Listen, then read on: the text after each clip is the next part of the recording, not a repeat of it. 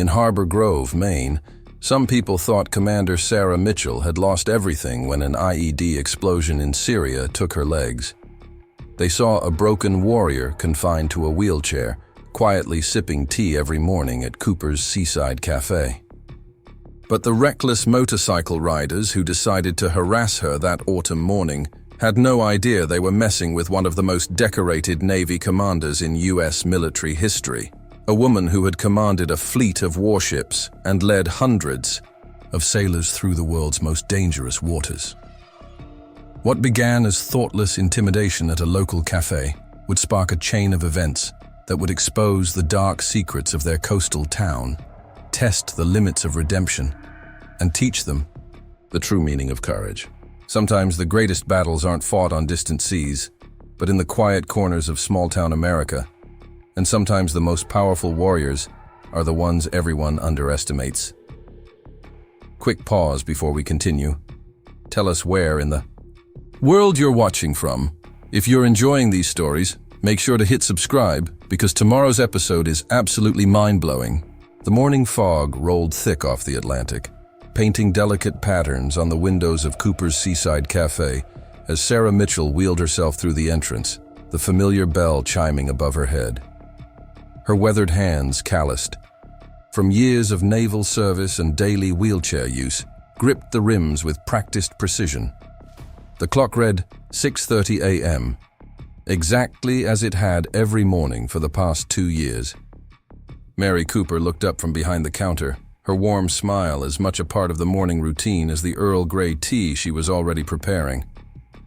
"Right on schedule, Commander," she said, placing the steaming cup at Sarah's usual corner table. "One of these days you're going to have to tell me how you manage to arrive at exactly the same minute every morning." Sarah's lips curved slightly. "Old habits die hard, Mary. 15 years of commanding warships tends to make punctuality permanent." The cafe was quiet at this hour, just a handful of regulars scattered among the weathered wooden tables. Sarah could name each one, knew their stories, their routines. Frank Miller, the postman, always sat by the window reading his paper before starting his route. Grace Wells, the retired librarian, nursed her coffee in the corner booth, working on her endless crossword puzzles. The peace was shattered by the roar of motorcycles outside. A group of gleaming bikes, led by a custom Harley-Davidson, thundered into the parking lot. Sarah watched through the window as 5 young riders emerged, led by Jason Turner in his leather jacket. The boy moved with the confident swagger of someone who'd never faced real consequences for his actions. "Those kids again," Mary muttered, her expression darkening. "Third time this week they've shown up early. Usually they're still sleeping off whatever party they crashed." Sarah observed silently as the group entered, bell chiming with far less gentility than before. Jason Turner stood a solid 6'2", his athletic frame carrying the bulk of a former high school quarterback. His father's real estate empire had made the Turner name synonymous with power in Harbor Grove, and the boy wielded that influence like a weapon. "Well, look who it is," Jason announced, voice carrying deliberately across the cafe. "The morning crowd's looking pretty sad today, boys. Guess this is where you end up when you've got nowhere else to go." His followers laughed on cue. Ryan Cooper, the mechanic's son, Derek Williams, whose father managed Turner Properties, Marcus Chen, and Kevin Rodriguez, interchangeable in their devotion to their leader. Mary stepped forward, coffee pot held like a shield. "You boys planning to order something or just practicing your comedy routine?" "Relax, Mrs. C," Jason replied, sprawling into a booth. "We're paying customers. 5 coffees, eggs all around. Unless that's too complicated for the morning crew?" Sarah sipped her tea, attention apparently focused on the book before her. Command Excellence, worn from countless readings. But her awareness never left the bikers, cataloging their movements, their dynamics, the subtle tells that spoke of something darker brewing beneath their morning harassment. A memory surfaced. Another morning, years ago on the bridge of the USS Monterey, young sailors standing at attention, thinking their youth and strength made them invincible. "The most dangerous opponent," she had told them, "is the one you underestimate." the one you dismiss because they don't match your idea of what a warrior looks like. The irony wasn't lost on her now. As Mary returned with the boy's order, professional but cold, she paused at Sarah's table. "I can ask them to leave, Sarah. They're getting worse every time." "It's fine," she replied quietly. "Some battles pick their own time." Jason's voice carried again, pitched to reach them. "Hey guys, you think if I end up in a chair someday I'll get the special treatment too? Seems like a pretty sweet deal. Everyone feeling sorry for you, making excuses, treating you like you're made of glass." Sarah turned slightly, posture unchanging, but her mind was already calculating angles, assessing threats, formulating responses, not out of fear. It had been decades since she'd feared teenagers, but from ingrained tactical habit. The wheelchair wasn't a weakness. It was just another factor to consider, like weather conditions during a naval operation. "You know what I heard?" Marcus Chen leaned forward, eager to contribute. "My dad says she was some kind of paper pusher in the Navy. Probably pushed files around a desk, then got herself hurt and came here to hide." The corner of Sarah's mouth twitched slightly. Paper pusher. If they only knew about the counter-piracy, operations off Somalia, the years commanding warships through hostile waters, the missions that would never appear in any official record. Mary emerged from the kitchen, face flushed with anger. "That's enough," she snapped. "You want to act like children, you can take it outside. This is a restaurant, not your personal playground." Jason held up his hands in mock surrender.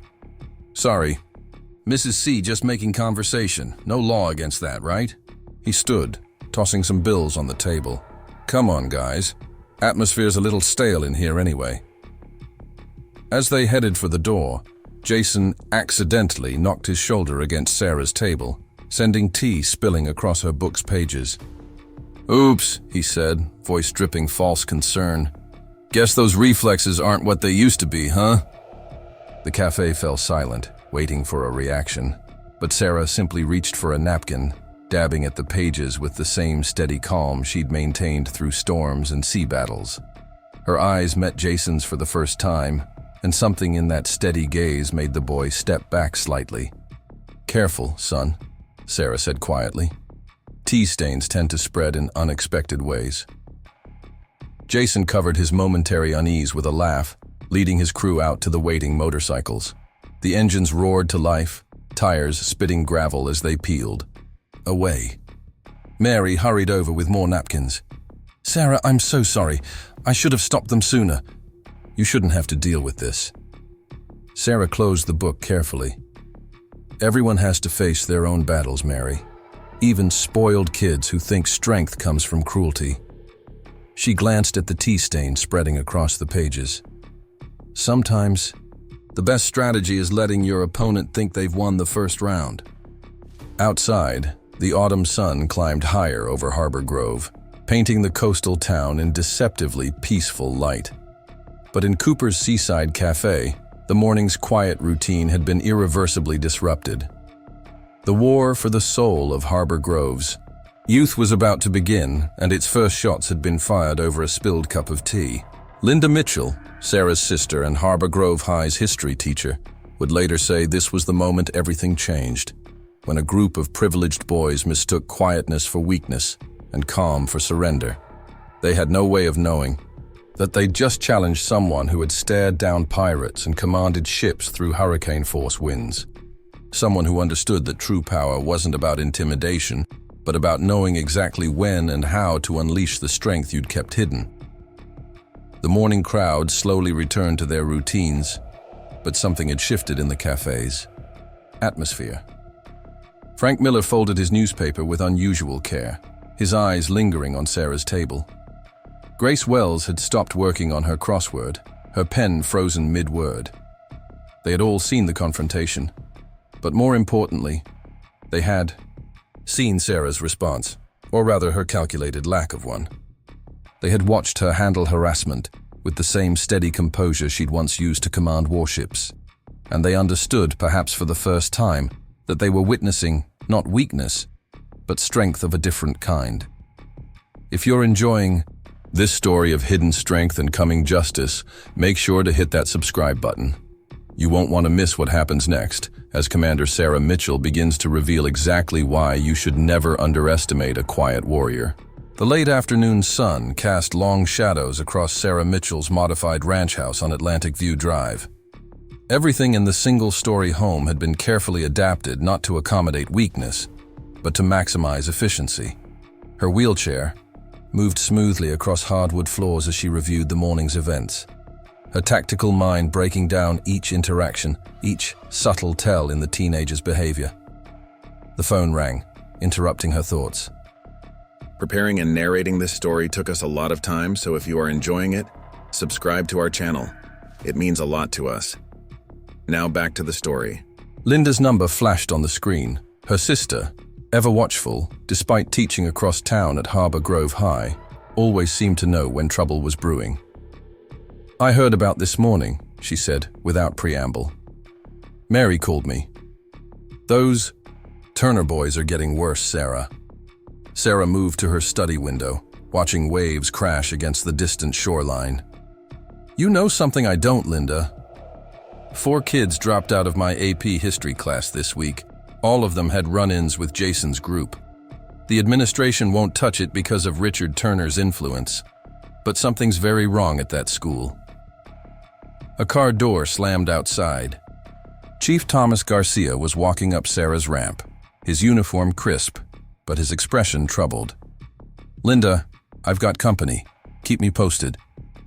The doorbell chimed as Sarah ended the call. "It's open, Tom." Garcia entered, removing his cap, his face showing the strain of 12 years as Harbor Grove's chief of police. "Sarah, wish this was a social call. Coffee's fresh, Mary's latest blend."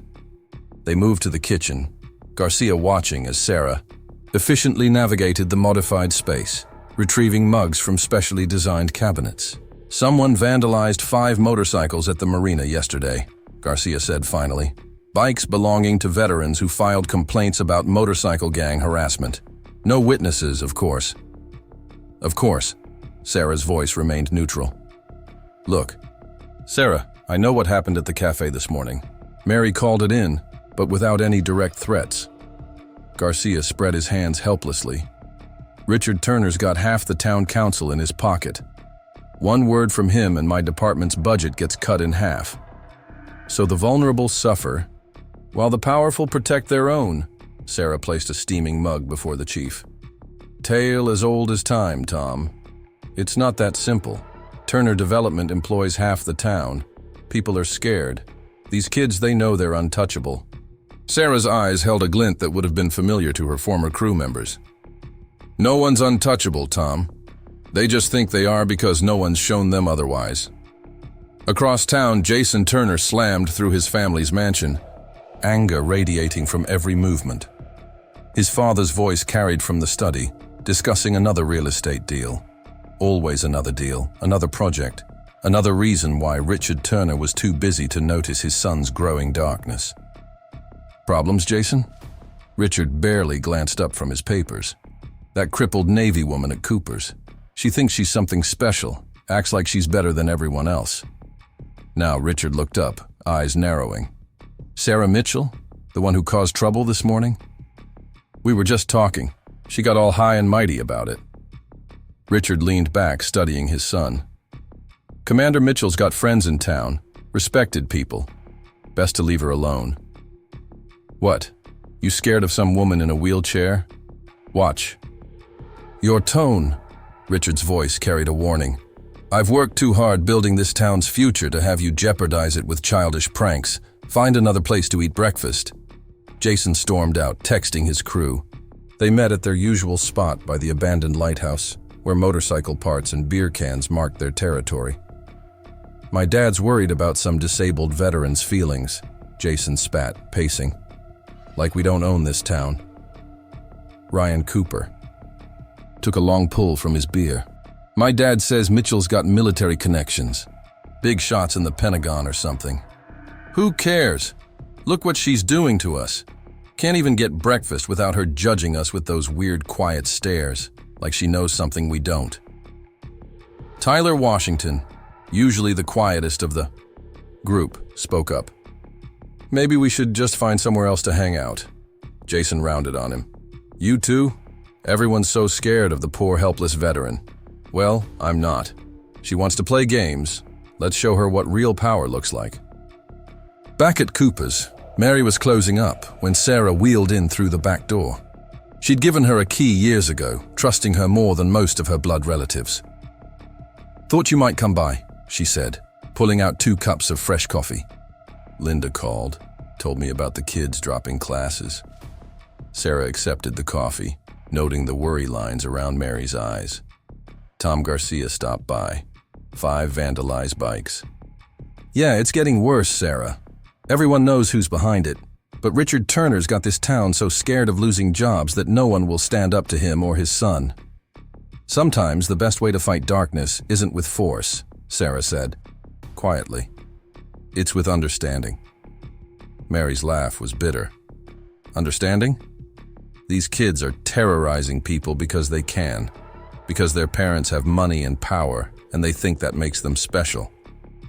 Every bully I've ever known was fighting something inside themselves, Sarah replied. The question isn't what they're doing, it's why. A knock interrupted them. Linda stood in the doorway, clutching a stack of papers.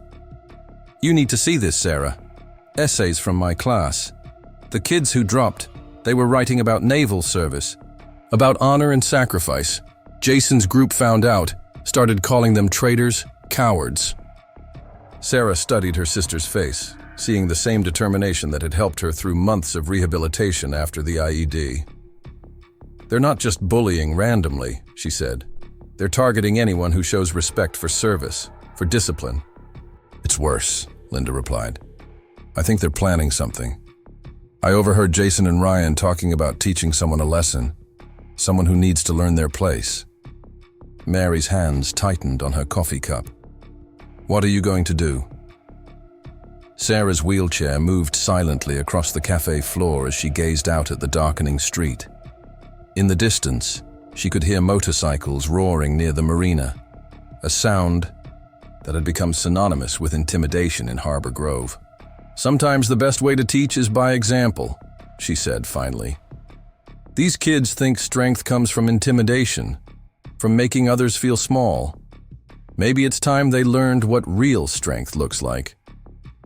Linda recognized the tone in her sister's voice. Sarah, be careful. Richard Turner's got influence beyond this town. One word from him. I've faced worse than angry businessmen, Linda. Much worse. Sarah turned back to them. The question isn't what they can do to me. It's what I can teach them about themselves.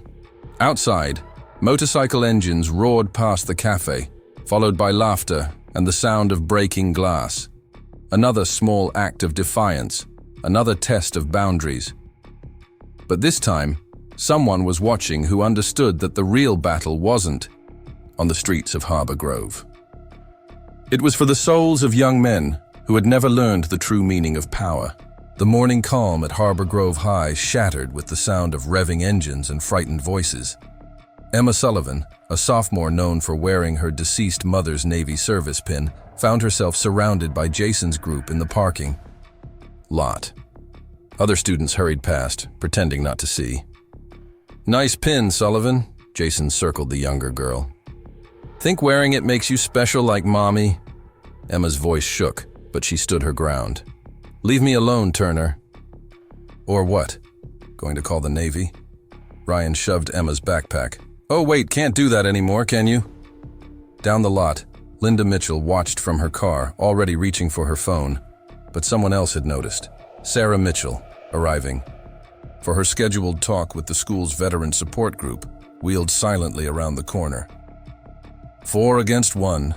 Sarah's quiet voice cut through the tension. Not exactly favorable odds.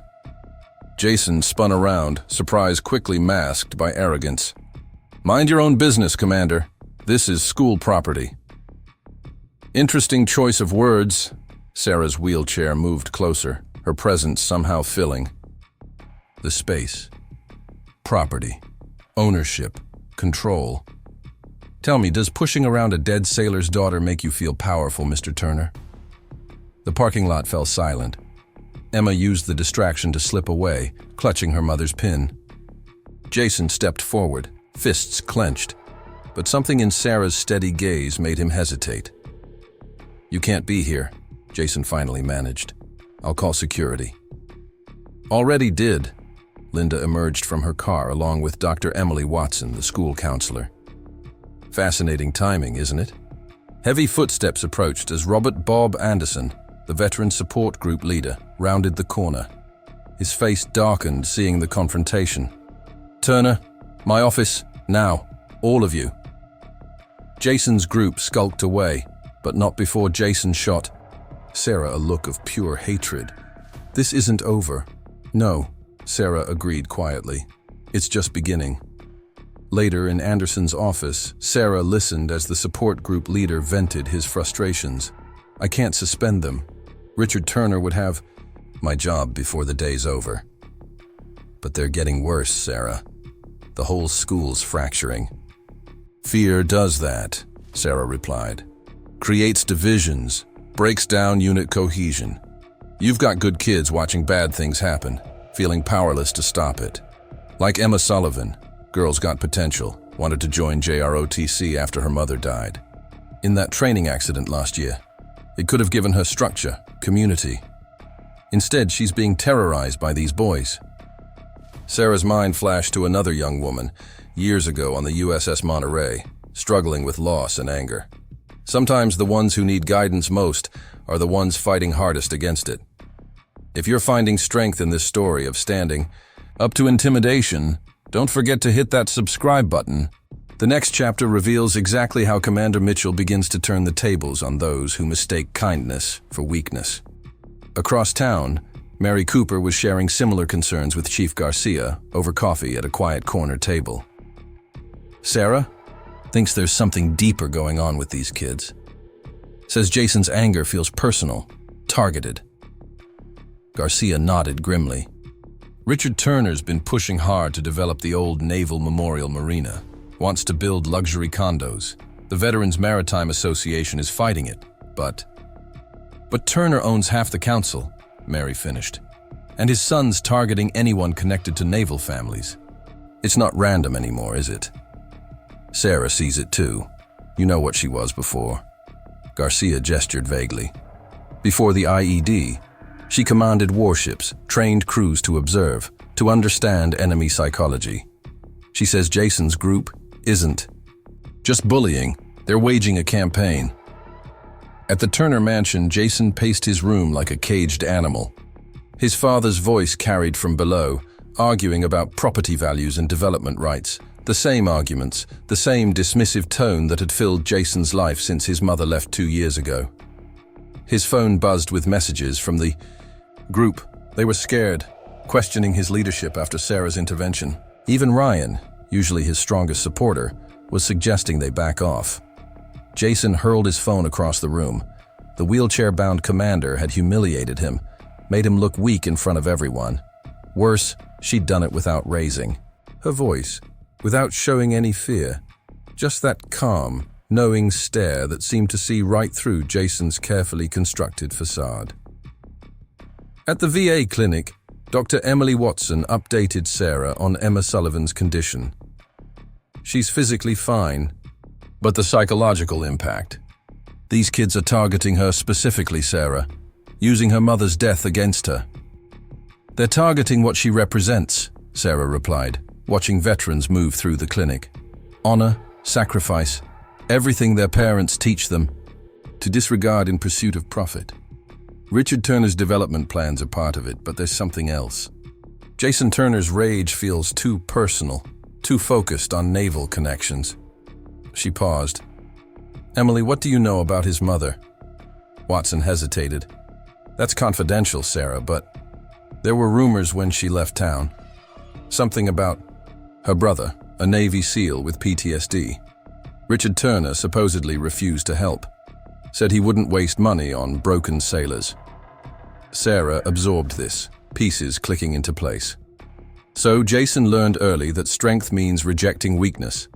And nothing represents weakness to him more than injured service members. What are you going to do? These kids need to learn that real strength isn't about dominating others. It's about standing up for what's right, even when you're afraid. At Cooper's after closing, Linda shared more disturbing news. They're planning something big, Sarah. I overheard Ryan and Marcus talking. Something about making an example, proving they can't be touched, even after this morning. Mary's hands shook as she poured coffee. They wouldn't actually hurt someone, would they? Sarah's expression remained calm, but her mind was already gaming out scenarios. They're escalating, testing boundaries. Each confrontation pushes them closer to a line they can't uncross. The Fall Naval Festival is Friday, Linda added. The whole town will be there. If they're planning something public, then we need to be ready. Sarah moved to the window, watching darkness settle over Harbor Grove. Tom Garcia's hands are tied by politics. The school administration's paralyzed by Turner's influence. These kids think they're untouchable because everyone's afraid to stand up to their parents. What's the alternative? Mary asked. You can't fight them, Sarah. Not physically. No, Sarah agreed. But I can show them what real strength looks like. Sometimes the hardest battles aren't won with fists or weapons, but with understanding and truth. Outside, motorcycles roared, as Jason's group made their nightly patrol, marking their territory with noise and intimidation. But this time, someone was watching who understood their weakness wasn't their cruelty, but their fear. Fear of being seen for what they really were. Lost boys playing at power games they didn't understand. The war for Harbor Grove's soul was about to enter a new phase, and Sarah Mitchell knew the next move would determine whether these young men learned about true strength or fell deeper into the darkness that threatened to consume them. Tell us what you think will happen next in the comments. And don't forget to subscribe. Tomorrow's episode reveals how Commander Mitchell begins to turn the tables on these reckless riders in a way they never saw coming. The Harbor Grove High School gymnasium buzzed with excitement during the Fall Naval Festival preparations. Sarah watched from her position near the emergency exit as students filled the bleachers, the social hierarchy clearly visible in their high seating arrangements. Jason's group dominated the prime spots, their leather jackets like battle flags marking claimed territory. Emma Sullivan slipped in late, keeping to the shadows, but Jason spotted her anyway. Hey, Sullivan, saved you a special seat right up front, real close to the action. The threat in his voice carried across the gymnasium. Several students shifted uncomfortably, but no one spoke up. Sarah noticed Tyler Washington glance away, the first crack in the group's unified front. Bob Anderson grabbed the microphone, trying to maintain control. All right, settle down. We're here to honor our naval heritage, show some Harbor Grove pride. Speaking of pride, Jason stood, commanding attention. Let's hear it for our naval families, all those brave souls defending us, like little Emma's mom. Oh, wait. The microphone screeched as Anderson moved to intervene, but someone else spoke first. Richard Turner strode into the gymnasium, his expensive suit out of place among the naval decorations. Jason, outside, now. The gym fell silent as father and son faced off. Richard's voice carried clearly despite his attempt at privacy. What? Did I tell you about drawing attention? The marina deal goes to vote next week. I don't need complications. Jason's bitter laugh echoed. The deal. That's all that matters, isn't it? Just like with Mom, just like with Uncle Jack. Sarah's eyes narrowed at the mention of Jason's uncle. Mary had been researching that connection, discovering that Jack Reynolds had been a Navy SEAL who suffered from severe PTSD, the same uncle who disappeared after Richard Turner refused to help fund his treatment. Inside the festival preparations, continued awkwardly. Sarah watched Tyler Washington separate from the group, hovering near the exit. Making a decision, she wheeled over. Tough situation, she said quietly, watching his friend self-destruct. Tyler startled. I don't know what you're talking about. Leadership isn't about forcing others to follow, son. It's about showing them a better path, even if that means standing up to people you thought were friends. Before Tyler could respond, a commotion erupted outside. Jason had stormed away from his father, nearly colliding with Emma Sullivan, who'd chosen the wrong moment to visit her locker. Perfect timing. Jason grabbed Emma's backpack. Let's show everyone what happens to people who don't know their place. Sarah moved quickly, but someone else got there first. Tyler Washington stepped between them. Let her go, Jason. This isn't right. Jason's face contorted with rage. You too? Everyone betraying me now? No one's betraying you, Sarah's calm voice cut through the tension. But choices have consequences, even for Turners. Richard Turner appeared, his carefully maintained facade cracking. Is there a problem here? Ask your son, Sarah replied. Ask why he's so angry at naval families. Maybe start with what happened to his Uncle Jack. Richard's face paled. You don't know what you're talking about. 2 years ago, Jack Reynolds reached out for help. His sister, your wife, begged you to help fund his treatment. Instead, you told him broken sailors weren't your problem. 3 weeks later, he disappeared. A month after that, your wife left town. The corridor fell silent. Jason stared at his father, years of buried rage surfacing. Mom said, she said Uncle Jack just needed time to heal, that he'd come back. Your mother was naive, Richard snapped. Jack was a liability. His issues would have complicated our development plans. Sometimes sacrifices are necessary for progress. Sacrifices? Jason's voice shook. He was family. He needed help, and you. You just threw him away, like Mom, like everyone who doesn't fit your perfect image. Sarah wheeled closer, her presence somehow filling the space. Your son's been carrying that anger for 2 years, Mr. Turner. Taking it out on anyone who reminds him of the uncle he lost, the mother who couldn't stay, the father who taught him that strength means rejecting weakness. Emma Sullivan, forgotten, in the drama, spoke up. My mom used to say strength isn't about not having weaknesses. It's about facing them, helping others face theirs. Jason's grip on his leather jacket tightened. Shut up about your mom. Just shut up. Why? Sarah asked quietly. Because she represents everything your father taught you to despise? Or because she reminds you of Uncle Jack? Tyler moved to Jason's side, but not to support him. She's right, Jason. What we've been doing, it's not strength. It's just hurting people because we're hurt. If you're riveted by this confrontation, don't forget to subscribe. Tomorrow's episode shows exactly how Commander Mitchell helps these lost souls understand the true meaning of strength, and you won't want to miss what happens next.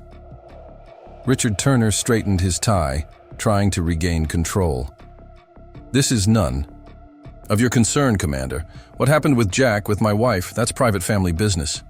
Nothing's private in a small town, Mr. Turner, Sarah replied.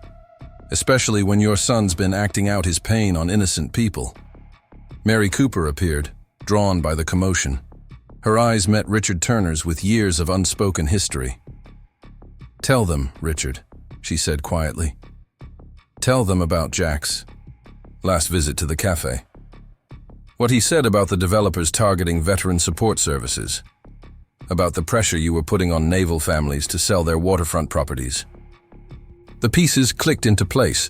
The marina development, the targeting of naval families, Jason's escalating behavior, all connected to one man's ruthless pursuit of profit over people.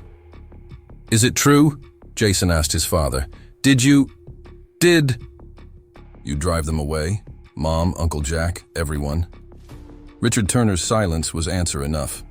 The corridor remained frozen. Witnesses to a family's public unraveling and a town's dark secrets coming to light.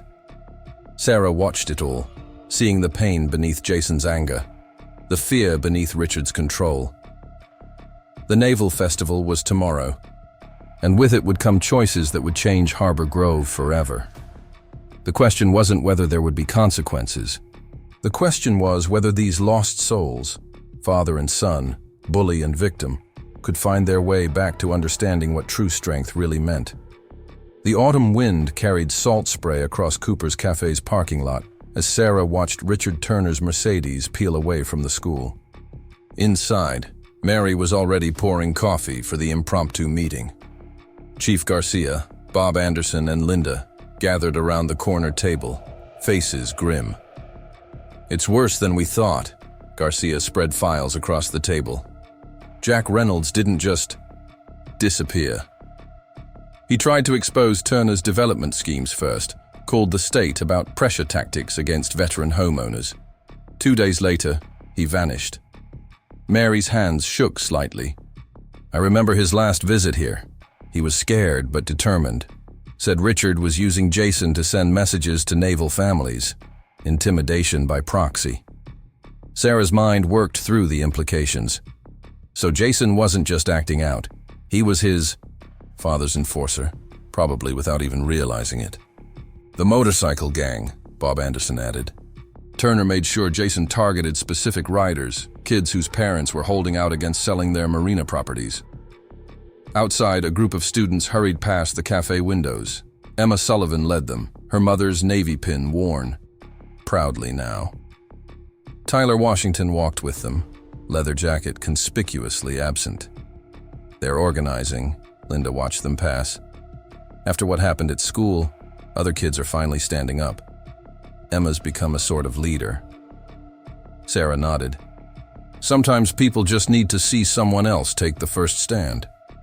"It's not that simple," Garcia interjected. "Richard Turner's desperate now. His investors are expecting the marina deal to go through next week. With these revelations about Jack Reynolds, he'll retaliate. Starting with Jason," Sarah finished, a cornered man lashing out through his son. As if summoned by her words, Jason Turner's motorcycle roared past the cafe, alone this time. Through the window, Sarah caught a glimpse of the boy's face, anger warring with confusion, betrayal with desperate need for approval. "I talked to his mother," Mary said quietly. "Found her in Portland. She's been trying to reach him, but Richard blocks every attempt. She said Jack was like a father to Jason before everything happened." "That explains the targeting," Sarah mused. "Every naval connection he attacked was really about his uncle, his mother, his own loss." Linda's phone buzzed. Her face paled as she read the message. "Sarah. Jason. Just posted online. He's planning something at the festival tomorrow. Says he's going to show everyone what real power looks like. He's unraveling." Anderson stood. "I should block him from the event, but Turner's lawyers would shut down the whole veterans program." Sarah wheeled to the window, watching more. Students gather across the street. Emma Sullivan was speaking to them, her mother's pin catching the light. Tyler Washington stood at her shoulder, choosing his new side. "You're all looking at this wrong," Sarah said finally. "Jason's not the enemy. He's a weapon his father crafted and aimed. Tomorrow isn't about stopping him, it's about helping him see the truth." "The truth?" Garcia asked. "That real strength isn't about destroying what scares you. It's about facing it, understanding it. His father's been teaching him that power means crushing weakness.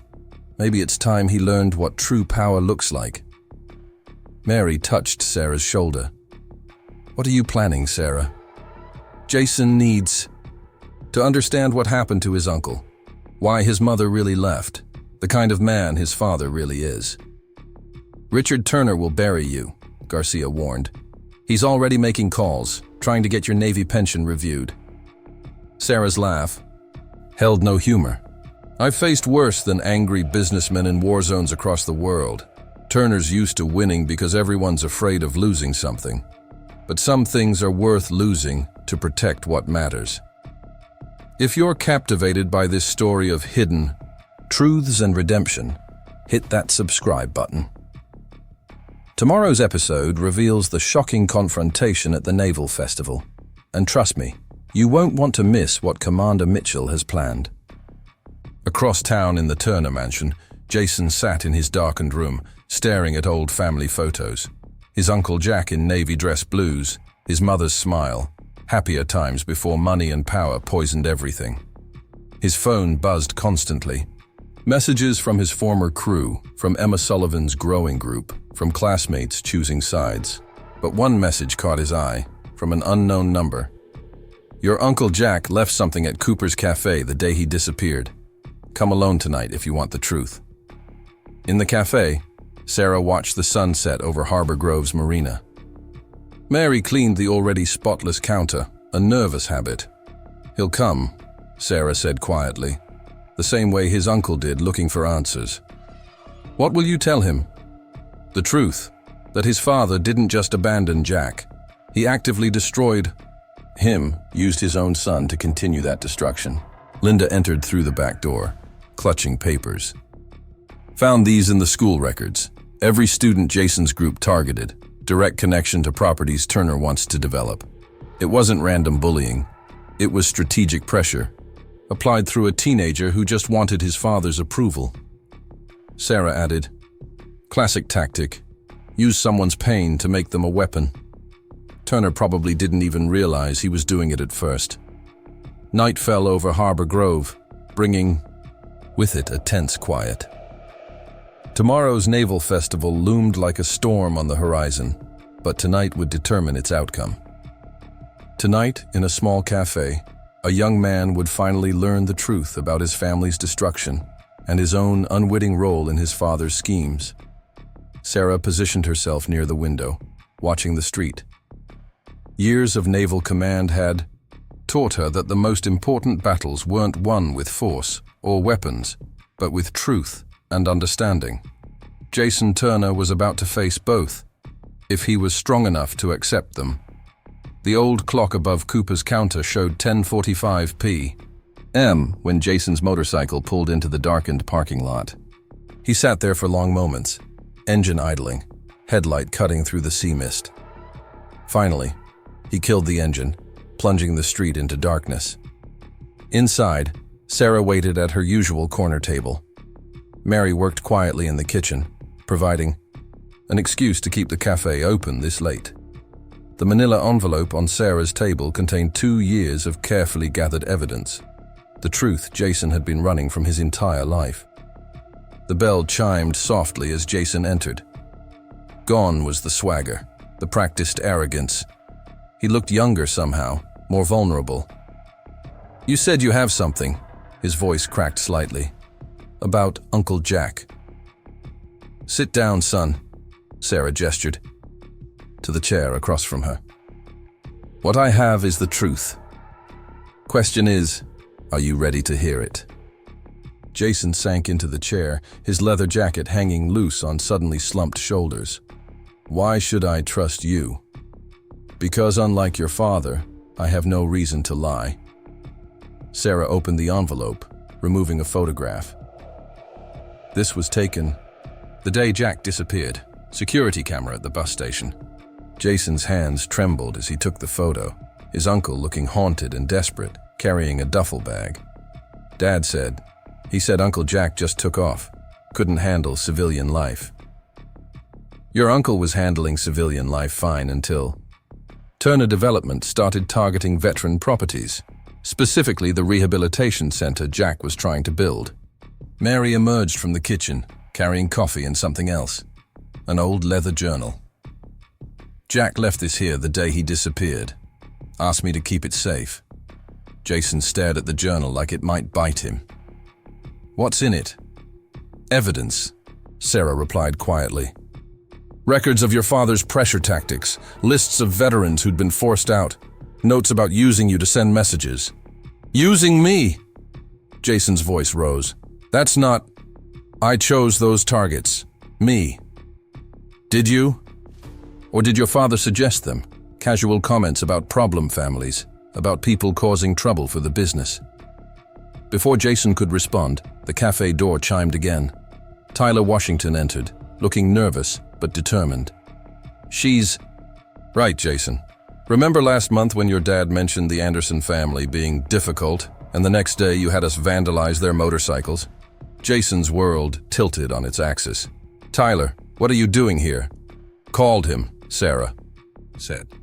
"Tyler's been keeping records too, haven't you, son?" Tyler pulled out his phone. "Started about 6 months ago.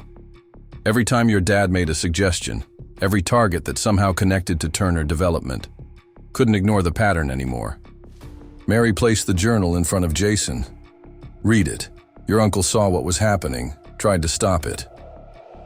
If you're invested in this story of truth and redemption, make sure to hit that subscribe button." Tomorrow's episode shows the powerful moment when Jason finally understands the full scope of his father's manipulation, and you won't want to miss what happens next. With shaking hands, Jason opened the journal, his uncle's familiar handwriting, filling the pages. Dates, names, incidents, properties targeted, families pressured, and throughout, references to R using J to send messages. "This is why Mom left, isn't it?" Jason's voice was barely a whisper. She knew. She found out. "She did," Mary confirmed. "The day Jack disappeared, he came here to show her the evidence. Your father followed him. There was an argument." Jason's head snapped up. Dad was here.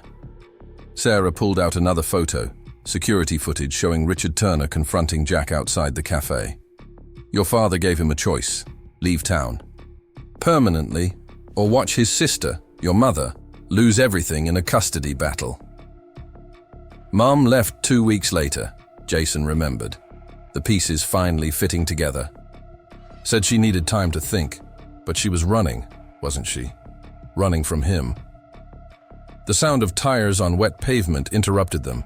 Headlights swept across the cafe windows as Richard Turner's Mercedes pulled up outside. "Right on schedule," Sarah murmured. "Your father's got a tracker on your motorcycle, Jason. Has for months." Jason stared at his father's approaching figure, seeing him with new eyes. "All this time, everything I did, it was his plan?" "Not at first," Sarah replied. "At first you were just an angry kid acting out. But your father saw an opportunity, started guiding that anger, directing it where he needed it." The cafe door burst open, Richard Turner filling the frame with barely contained rage. "Jason, get in the car." Jason stood, but not to obey. His hands clutched Jack's journal like a shield. "Did you do it? Did you drive Uncle Jack away? Use me to hurt people? You don't understand business, son. Sometimes pressure needs to be applied. I simply pointed you in useful directions." "Useful?" Jason's laugh held a bitter edge. "Like Emma Sullivan? Like all those families, those kids I hurt? It was business?" Richard stepped forward, reaching for the journal. "This is ridiculous. Commander Mitchell's trying to turn you against me, against everything we've built." "Built on what?" Jason backed away from his father's reach. "Threats? Intimidation? Using your own son as a weapon?" "You're my son," Richard snapped. "Everything I've done for your future. This town, this legacy, it's all for you." "No," Jason's voice strengthened. "It's for you. Always has been. Mom saw it. Uncle Jack saw it. I was just too blind to see it." Sarah wheeled slightly forward, positioning herself between father and son. "The question now, Jason, is what are you going to do with the truth?" Richard Turner's mask finally cracked. He's going to get in the car, go home, and forget this nonsense. The Naval Festival's tomorrow. The Marina vote is next week. Everything's been arranged. "Like you arranged Uncle Jack's disappearance?" Jason opened the journal to a marked page. "It's all here, Dad. Every threat, every scheme, what you did to him, to Mom, to me. I made you strong. You made me cruel," Jason corrected quietly. "There's a difference." Mary stepped forward, phone in hand. "Richard, Chief Garcia's on his way." Jack's journal. He sent copies to state investigators before he disappeared. They've been building a case. Richard Turner's face contorted with rage and desperation. "You think you can stop progress? This town needs development, needs growth. A few displaced veterans, a few pushed around kids, small price for prosperity. That's where you're wrong, Sarah said calmly. The price was your son's soul, and he's finally choosing not to pay it anymore. Jason moved to Sarah's side, still clutching the journal. Tomorrow's the Naval Festival, he said, facing his father. You're right about that, but not the kind you planned. I'm done being your weapon, Dad. Done hurting people to help you get richer. Richard Turner's last vestige of control shattered. Then you're no son of mine. No, Jason agreed sadly. I'm my mother's son and my uncle's nephew, and it's time I started acting like it. As Garcia entered the cafe, Sarah watched the final confrontation between father and son. Tomorrow's festival would bring its own challenges, but tonight, in a small cafe in Harbor Grove, a young man had finally broken free from the chains of his father's manipulation.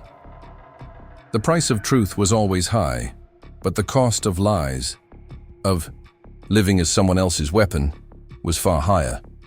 Jason Turner had finally learned that lesson, just as his uncle had tried to teach him 2 years too late. If this story of redemption and courage moves you, don't forget to hit subscribe.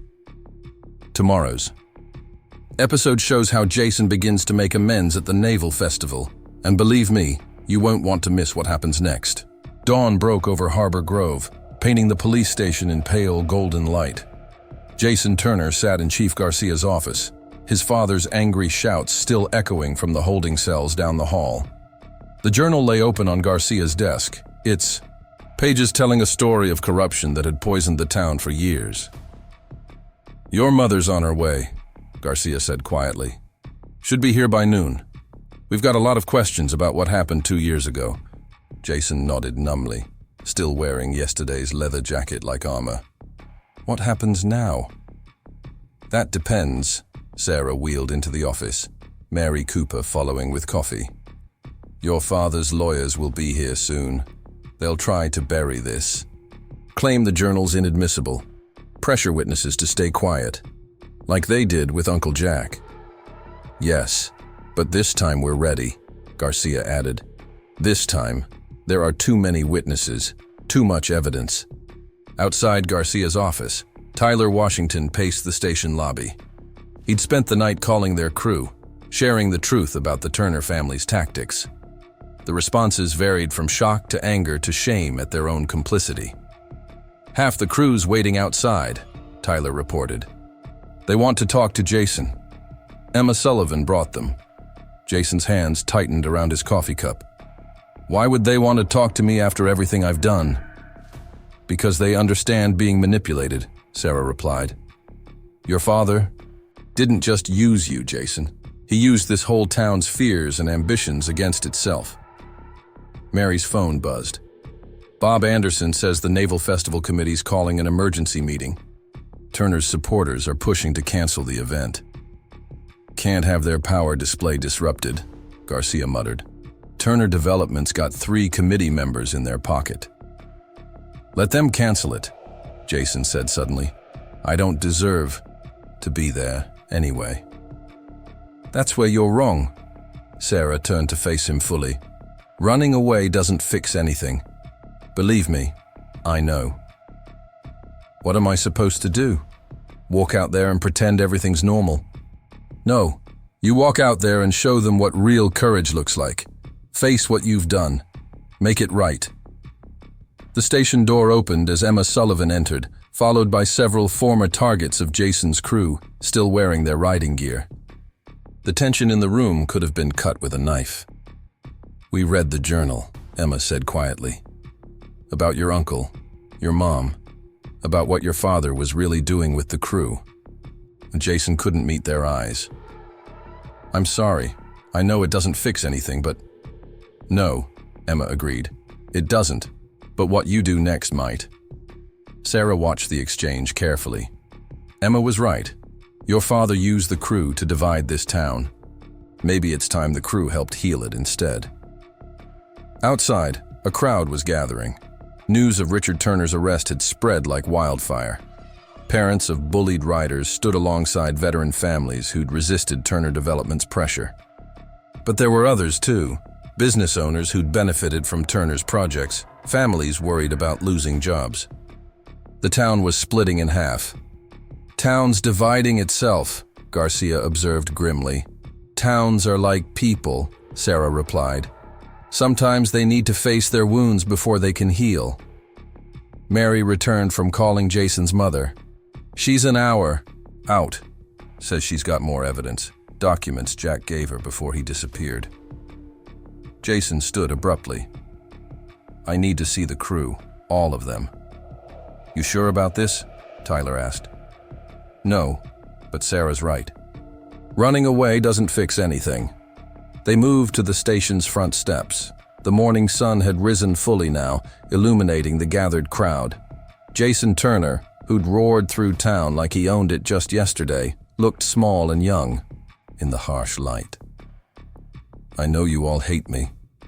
His voice carried across the suddenly quiet street. "You should. What I did, what my father made me do, it was wrong. All of it." Emma Sullivan stepped forward. "Nobody hates you, Jason. We hate what you did. There's a difference." "The Naval Festival," Jason continued. "It's not just an event anymore, is it?" "It's a choice," Sarah said from behind him. "Your father wanted it to be a show of power. You can make it something else." Tyler Washington joined them. "The crew's with you, Jason. Not because you're Turner's son, but because you're finally standing up to him. Don't forget to subscribe if you want to see what happens next at the Naval Festival, when Jason Turner finally shows Harbor Grove what real strength looks like." More members of Jason's former crew emerged from the crowd. Ryan Cooper, whose father managed Turner Properties, stepped forward first. "We all knew something was wrong. We just didn't want to see it." Mary watched from the doorway, remembering another morning 2 years ago when Jack Reynolds had shown similar courage. "History repeats," she murmured to Sarah, "but sometimes the ending changes." Jason faced his former victims, his crew members, his town. "I can't undo what I did, can't fix everything I broke, but I want to try. Starting today, starting with the truth."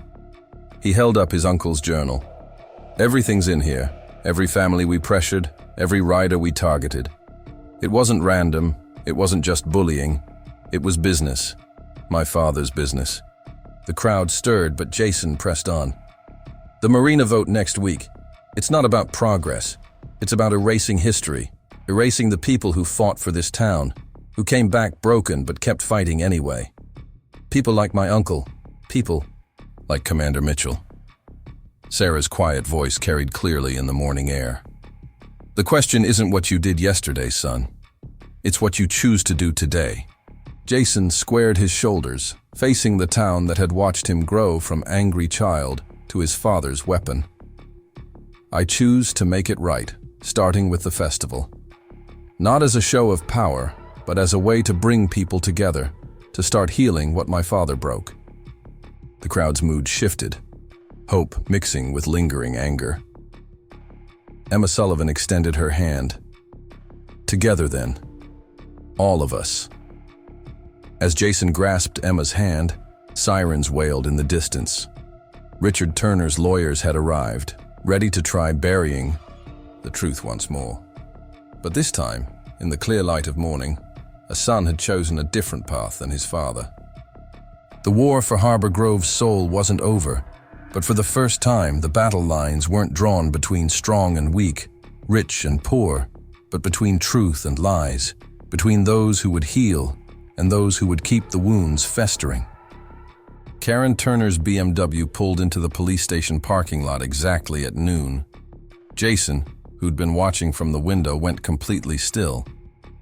2 years of absence hung between mother and son as she emerged from the car, looking both familiar and strange. "She tried," Mary said softly, watching with him. "Your father's lawyers threatened to destroy her if she fought for custody. Same choice he gave your uncle, leave quietly or lose everything. Why didn't she tell me?" Jason's voice cracked. "Would you have believed her then?" Sarah asked. "Over your father's explanations?" Before Jason could answer, the station's doors burst open. Karen Turner rushed in, freezing at the sight of her son. Gone was the angry young boy she'd left behind. In his place stood someone older, wearier, wrestling with hard truths. "Jason," she stepped forward hesitantly. He met her halfway, the walls he'd built crumbling. "Mom, I'm sorry. I didn't know about Uncle Jack, about any of it." While mother and son reunited, Richard Turner's lawyers descended on the station. 3 suits from Boston led by James Maxwell, the same attorney who'd handled Jack's disappearance. "This is harassment," Maxwell declared, waving court papers. Mr. Turner was simply protecting his business interests. As for these allegations about his son's activities, teenagers will be teenagers. Chief Garcia stood his ground. "Teenagers don't systematically target specific families by accident, counselor. The pattern's clear. Circumstantial, that journal's hearsay at best, and now you've dragged Mrs. Turner into this vendetta. The courts won't look kindly on such obvious manipulation of a minor." Karen Turner turned from her son, eyes flashing. "Tell them, Jason. Tell them what really happened." Jason stepped forward, still holding his uncle's journal. "Every word's true. Dad would mention problems with certain families. Next day, I'd find reasons to target their kids. It wasn't random. None of it was random."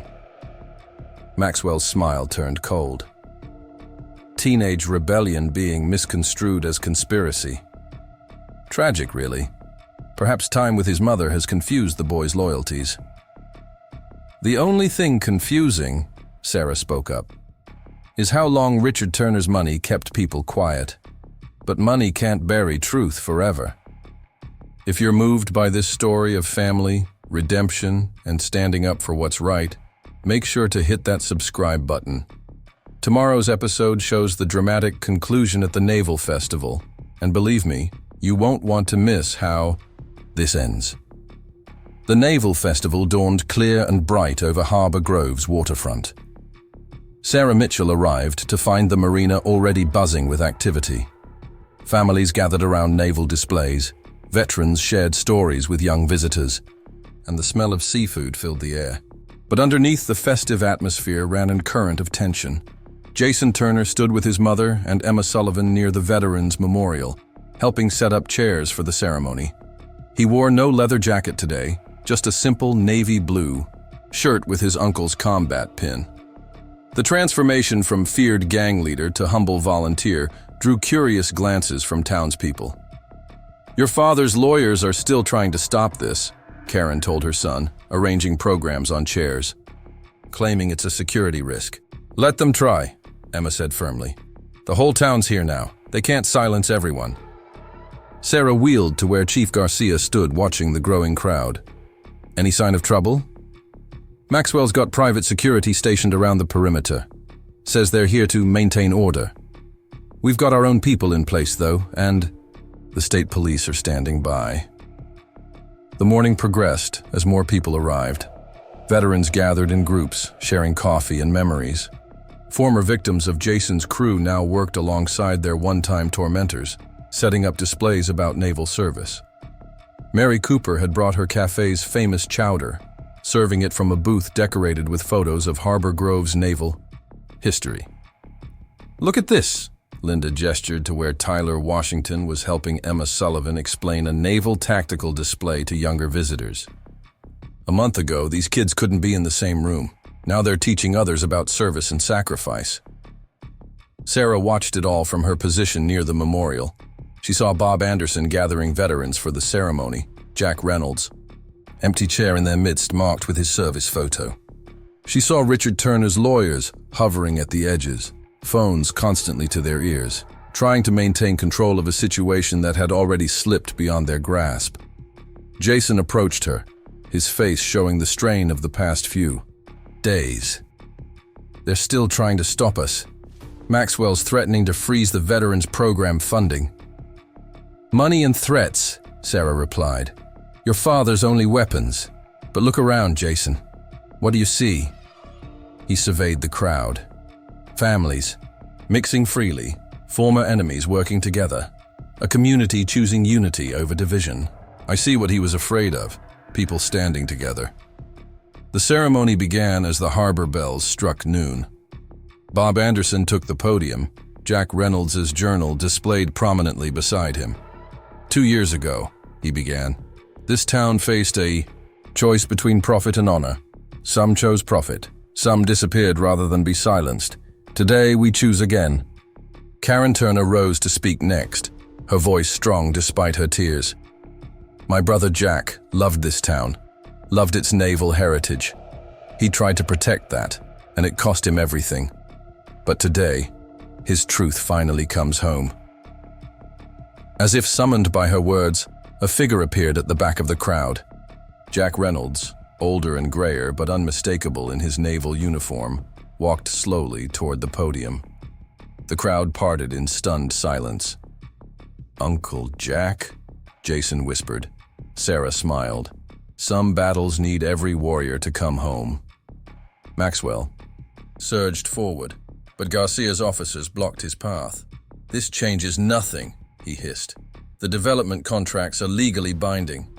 Actually, Jack Reynolds spoke for the first time, his voice carrying across the silent crowd.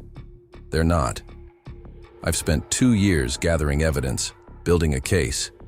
The state attorney general is announcing a full investigation today. It's over, Richard. He addressed Turner's empty chair. The truth's finally coming home. The ceremony continued as Jason took the podium, his mother and uncle standing beside him. Gone was the angry boy who'd terrorized the town's naval families. In his place stood a young man ready to face truth and make amends. My father taught me that strength meant making others afraid, he said clearly. That power meant crushing anyone who stood in your way. I was wrong. We were all wrong. Real strength, he looked at Sarah, is having the courage to face your mistakes and try to make them right. The festival flowed around them as the day progressed. Families shared meals together. Veterans told their stories. And slowly, the wounds that had divided Harbor Grove began to heal. Richard Turner's lawyers eventually departed, their threats rendered powerless by a community's united stand. As evening approached, Sarah found herself back at Cooper's Café, where it had all begun. Mary was serving coffee to a mixed group of veterans and former gang members, all listening to Jack Reynolds share his story of exile and return. Will, at last? Karen asked softly, watching her son laugh with Emma Sullivan over Mary's chowder. This change in him, in the town. Change always faces resistance, Sarah replied. But once people taste real strength, the kind that comes from standing together, it's hard to go back to fear. The sun set over Harbor Grove's marina, painting the water in shades of gold and purple. Where Turner Development's luxury condos would have stood, plans were already being drawn for Jack's Veteran Rehabilitation Center. The war for the town's soul had ended not in destruction, but in transformation, showing that real power comes, not from making others afraid, but from helping them stand unafraid together. Because sometimes the greatest battles are won not through force or fear, but through the simple courage to face truth and stand together. Sometimes the strongest warriors aren't those who stand over others, but those who help others stand up. Up next, you've got 2 more incredible stories waiting for you right on your screen. If you enjoyed this one, you won't want to miss these. Just click to watch and don't forget to subscribe. It would mean a lot.